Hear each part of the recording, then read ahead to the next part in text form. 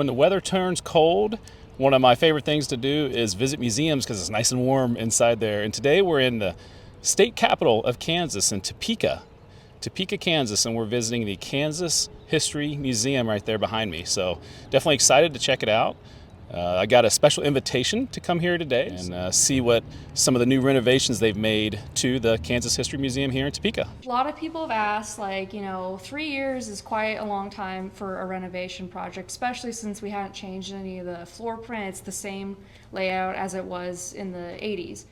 During our process of the renovation, we kind of regrouped. We had an original plan that kind of fell through a little bit with our design process, and so we kind of figured we want to regroup. We had a new museum director, Sarah Bell, come in, and she started a little bit before I did, and we went back through the process of what we want to do for the museum and just what story did we want to tell. And that was kind of the really important thing for us, is a lot of these museums and how our old one was is that it was built here out in '84, and it was very chronological, and that makes sense for Kansas history and just any history to start out with chronological telling, but it doesn't tell all the stories that it needs to sometimes. And so we kind of felt like a lot of our stories were outdated, and then also we ended with the late 70s with our history, so we were missing about 40 years of our past. So it was time for a renovation. It's changed quite a bit. We've moved a few things around. We moved the gift shop,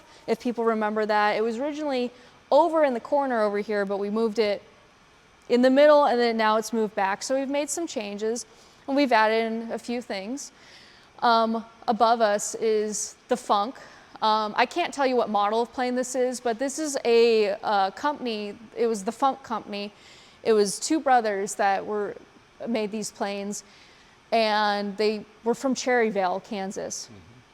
And we ended up getting donated the original body. And so it came to us it was just basically wireframe, and then we had it retextured for the gallery. And big undertaking to do this. We wanted people to be able to, hang out here for hours if they wanted to. And so we did add a little cafe area, kind of more welcoming for our, sorry about the sound, more welcoming for the school groups to come here. One thing that was kind of my favorite thing in the old exhibits, it was the old Valentine Diner. We did tear that out, but this is the original counter from the old gallery, and the seats are original too. So we did try taking those and then bringing them back as well. So just kind of adding in some of these older aspects to the museum. And then you get into our main gallery. This is the People of Kansas section and what was Kansas and what is Kansas. So our intro area right here, what we wanted to do with this is have it, just because of the construction of our gallery, we're kind of forced to have the same entrance and exit. And so what we wanted to do is, utilize that in the best way possible. So when people come into this is kind of more a question for people who don't know that much about Kansas history, or, are out-of-staters and don't know anything. And so the question is, what is Kansas? So, is Kansas just a landmass? Is it the people? Is it the history? What makes up Kansas? And it's kind of a question more personally for people of, what do they think Kansas is? And so that's kind of a thing where we like to have people come in and ask that themselves as they go through the gallery. And then on the way out, they also kind of, they might formulate in their head what Kansas is. So it's kind of a question and answer thing for people to do.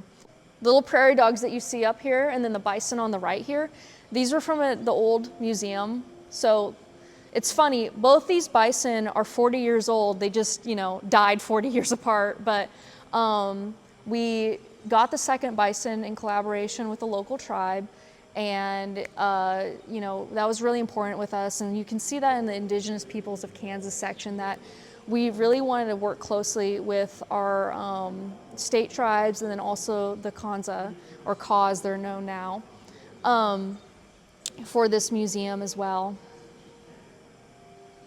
And then a big thing for our gallery is, and just kind of our, question of what is Kansas, is we see Kansas as a crossroads, and that's kind of the big thing. And so as you can see here, we have wayfinders that point to each section of the gallery. So you have the, 4 main sections. You have Changing Kansas, Connecting Kansas, Making Kansas, and Bleeding Kansas. And when people come in, it's kind of a choose your own adventure thing where they can go wherever they'd like. But, if you want to start out, if you don't know much about Kansas history, from the start, I'd recommend doing Bleeding Kansas first, coming out, doing Making Kansas, then working your way through Changing. We do still have Bleeding Kansas because you can't talk about Kansas without highlighting that. And then you have Making Kansas, which is kind of the early development of certain aspects like the homesteading, our highway system, farming, the railroads. You get up more into the railroads with Connecting Kansas, and we do still have our train. That's a big question. Changing Kansas is kind of talking more about the political aspects of Kansas. So we talk about like the legislative war. We talk about like the printing press. William Allen White is really highlighted with that. We have his printing press.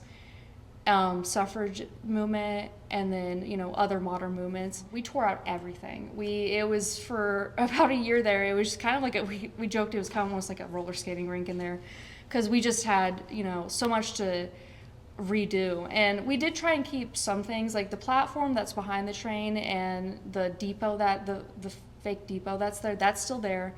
We're still kind of working on it a little bit to get that dressed up again.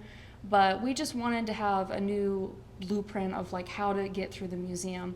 One of our big things that we're really excited about for people to be able to go up and do is we have a new ramp that's in the middle of the gallery, and we have a boxcar that came from Council Grove, so we can kind of tell the stories of people who came here on the railroad, and after these railroad cars got decommissioned, typically they were Mexican Americans after working on the railroad, would buy up these cars and live out of them for many years, and it was kind of like an early version of people converting homes to make it work for what they needed. And so it's exciting to tell like new stories like that, and then also being able to get up really high and see the second level of our cabin that's in the gallery, which was in our old version as well. Our core staff is about, in the museum section, is about 10 people. We have about 10 full-time people, and then we have a few part-timers that come in and help us 2 or 3 times a week. And then, but it's countless numbers of people that have helped us with basically everything. We have had people outside with different museums to, get in contact with, we've had a lot of people help us with our history with Nicodemus. That's been very important for our, retelling of our history. And then just our other divisions like archaeology, archives, the whole historic society is a big team, preservation, just all of us. So, but yeah, it's the core 10 of us, I'd say, has probably done the most of it. We've had a lot of people where we're trying to tell more stories about specific people, like using instances of, like with like the Underground Railroad, someone saying, my family helped out with this and was supportive of this, and seeing kind of more of these family histories come out. We've had several people say, I knew this person or knew a guy, and it's very common with people in Kansas.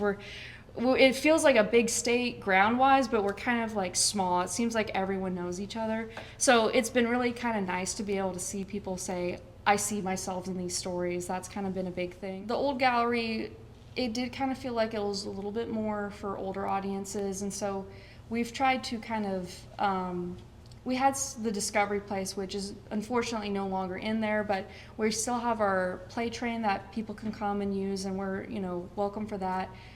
We're trying to kind of just have it be for everyone though. So I'd say definitely middle school age and up is kind of our core demographic, but we still have plenty of stuff in there plenty of artifacts that kids would love. Since we've only been open about 3 weeks now, we haven't gone all of our demographics quite yet, but it's been mostly people from Kansas. But being along I-70, we've had several people from out of state, say, they stopped on their way over and they were excited to see. They didn't know anything about Kansas, and they learned quite a bit. So, but for right now, it's been kind of mostly, the locals coming. Me and the exhibits team here is me, Nate Forsberg, and then Ron Seeger. It's just a team of 3 of us that do most of the maintenance and kind of overwork on the minor things.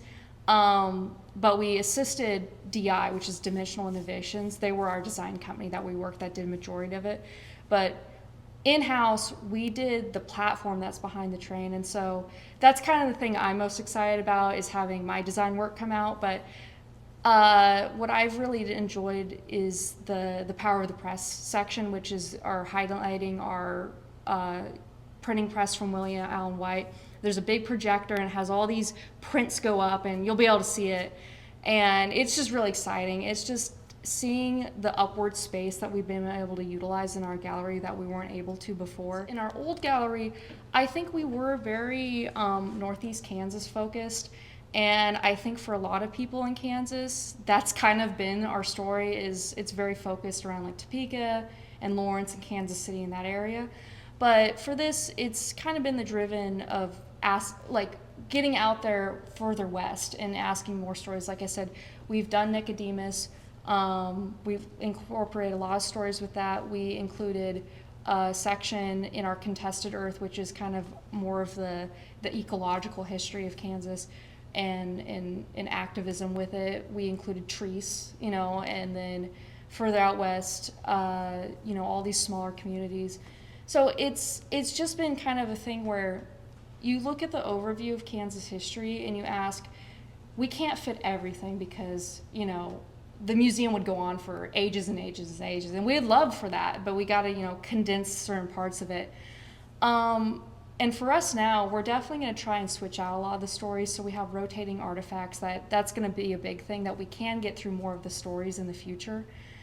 I think it's just, you kind of see the whole timeline of Kansas. And like I said, Bleeding Kansas, that's kind of, it does give you a nice little chunk of it, that it is what a lot of people see Kansas is John Brown and the fight against slavery.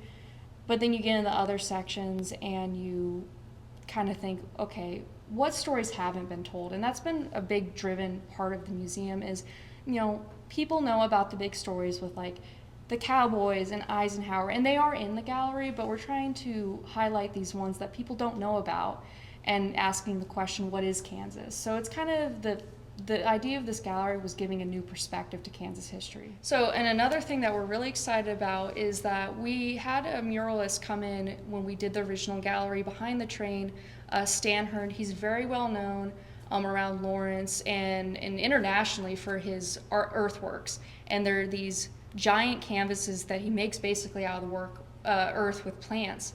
And he's done work. He just got back from Peru, and he does them around Lawrence quite a bit.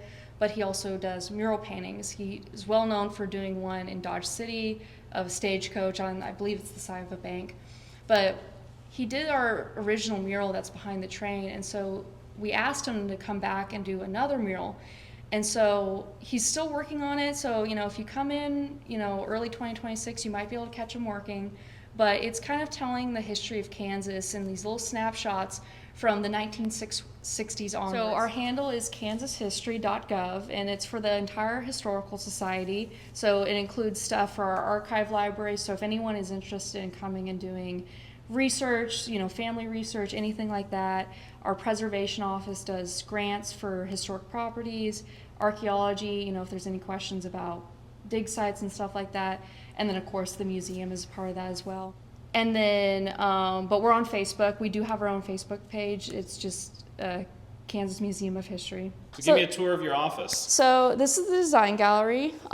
This is kind of where all the magic happens for a lot of the projects that we've been doing in between the closing. And we also do projects for our 16 historic sites in the state. So like Grinter Place in Kansas City, Red Rocks and Emporia, we also service them for exhibits as well.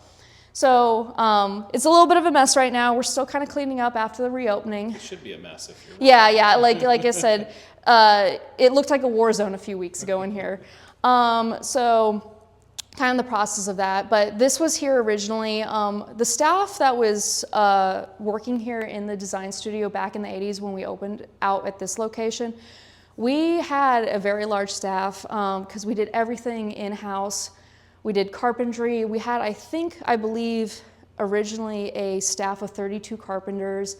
We had screen printers, we had, you know, drafters, we had people who did our photo imaging just for our design studio. The room that you see back here is the original dark room. We did take it out, that's why there's two doors for it. But it's kind of our storage room right now, but kind of our main thing we use in here is our glow forge. We use this for a lot of our artifact mounting, and it's been a big process. We also use it for other little art projects in here. A lot of our artifact labels, so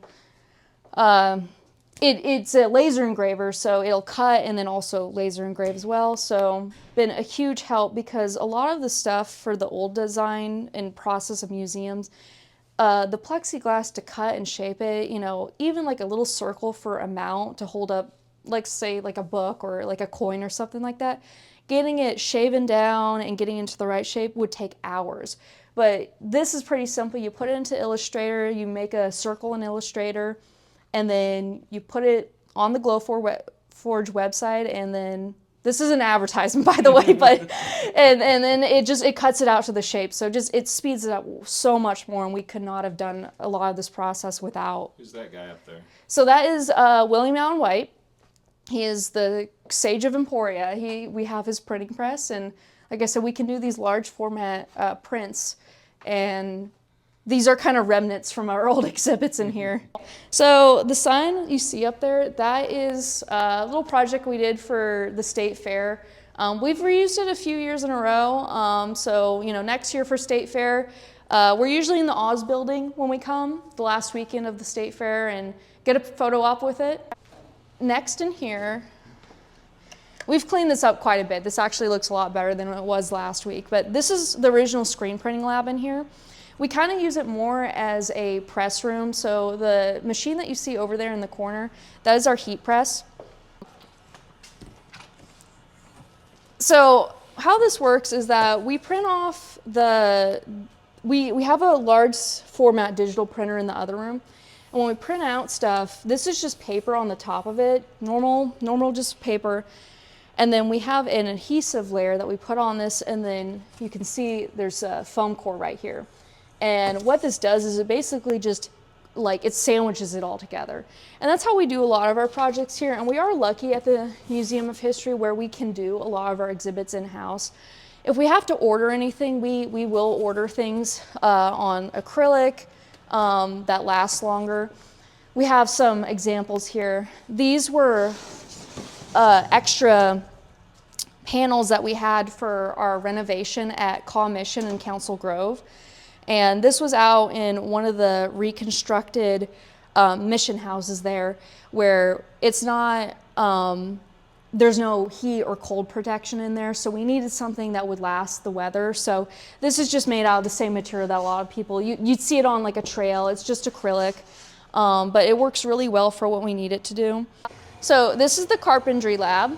Like I said, we used to have a very large staff of carpenters, and then we also had ones that worked in here, and then we have a warehouse in the back that also we had quite a big number of staff of, they also have a large carpentry office in there as well.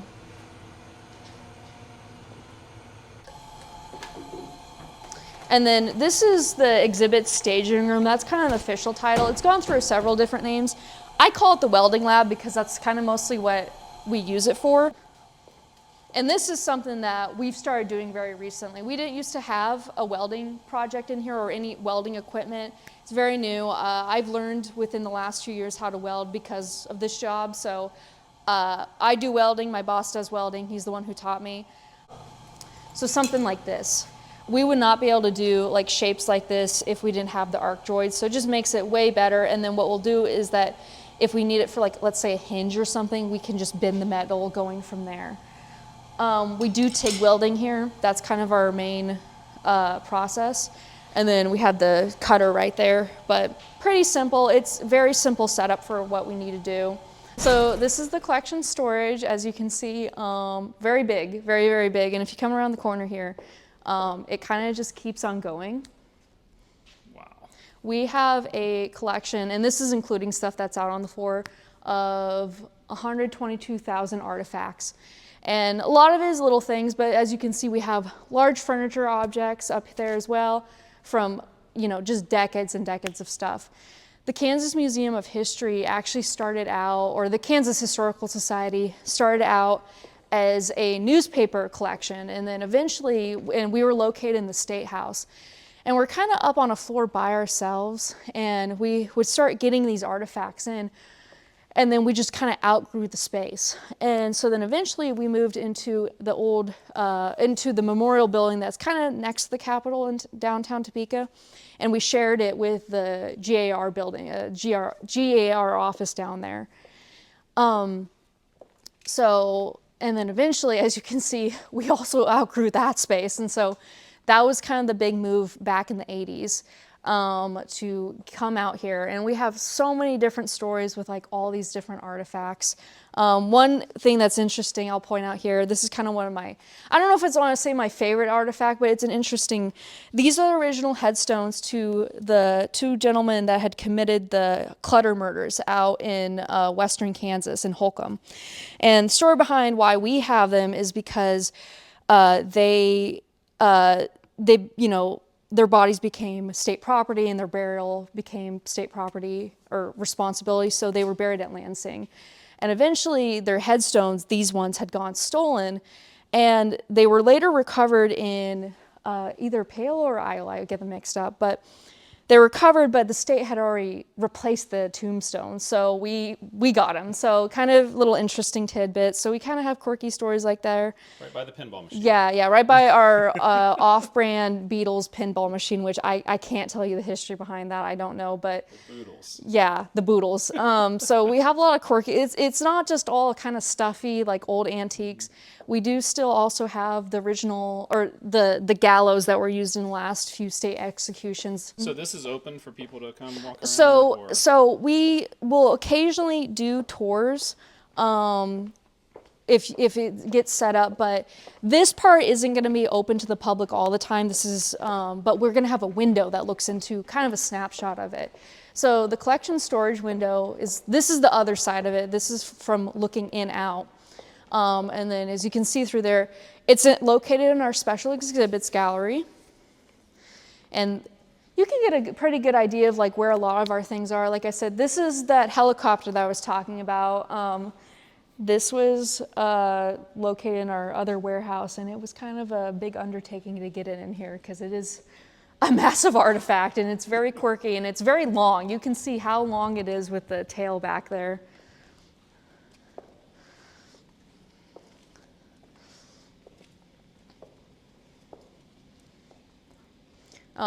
We have jail that was from Burlingame back there. We call it the drunk tank because that's kind of mostly what it was used for, but it's all wooden. We have an operation table right there. Like I said, just a random assortment of things that all have unique stories associated with them that we can't get around to telling all of them at once. The car that you see right here, the Chevrolet, this was in the original gallery. We just didn't have a story to go with it right away, but we still wanted people to be able to see it. So that's kind of why we have the window was the big thing, is so then we can switch out the big artifacts in this kind of holding area.